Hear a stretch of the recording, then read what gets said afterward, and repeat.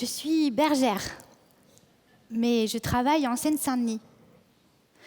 Bon, comme vous ne me croyez pas, j'ai amené Twiggy. Michel, si tu peux amener Twiggy. Il a toujours rêvé d'être berger.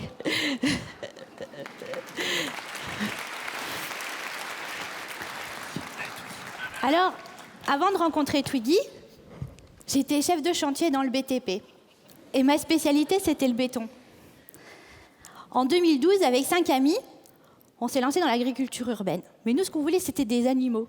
Alors, on a commencé avec des moutons, parce que, bon, assez autonome, c'est pas trop gros. Et les moutons doivent paître tous les jours. Donc, le plus simple pour les déplacer, c'était de transhumer à pied en ville. Et on a rencontré plein de gens qui nous souriaient, qui nous disaient qu'avec les animaux, la ville devenait plus supportable. Puis le troupeau s'agrandit. On a eu besoin de plus en plus de terrains. Et on nous a proposé des terrains. Universités, entreprises, bases militaires. Alors, ces terrains pâturaient, fertilisés naturellement par les moutons. C'était dommage de rien en faire. Donc, on a pu semer, on a entretenu, on a récolté. Et de fait, en cultivant, on s'est retrouvé avec pas mal de déchets, des feuilles, des branches, des fruits pourris. Et puis, comme on était en ville, les habitants autour nous apportaient aussi des épluchures. On était la bonne occasion, quoi. Pour ne pas gaspiller, on nous apportait du pain. Donc, on s'est retrouvés sous une montagne de déchets. Et on a dû faire appel à la sous-traitance, aux poules. Alors, ces restes triés, décomposés, on les a redonnés à la terre. Le sol était encore meilleur et on a eu encore plus de récoltes. Des citrouilles, des tomates, des haricots, enfin, génial. Comme ça, sans le savoir, on s'est retrouvés à la tête d'un vrai cycle de production, local, vertueux et surtout délicieux.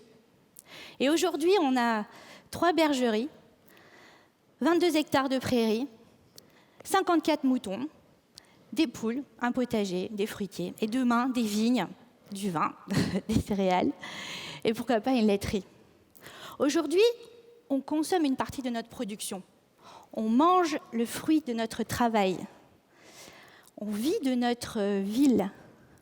On est devenus des paysans, mais des paysans urbains. Alors, on aurait pu en rester là, manger nos tomates en gardant nos moutons. Sauf qu'on n'était pas seuls. C'est comme si la ville et ses habitants attendaient que quelqu'un se jette à l'eau pour prouver que c'était possible. Alors aujourd'hui, on veut mettre notre regard paysan au service des villes en transition. On veut permettre aux entreprises et aux collectivités de participer à ce changement. Parce que la ville, ce n'est pas du tout un espace perdu. C'est plein d'infractuosités, de bordures, de parcs et de rivières. Et ces espaces verts, tristes, j'ai presque envie de dire hygiénistes, se transforment en espaces généreux et dynamiques.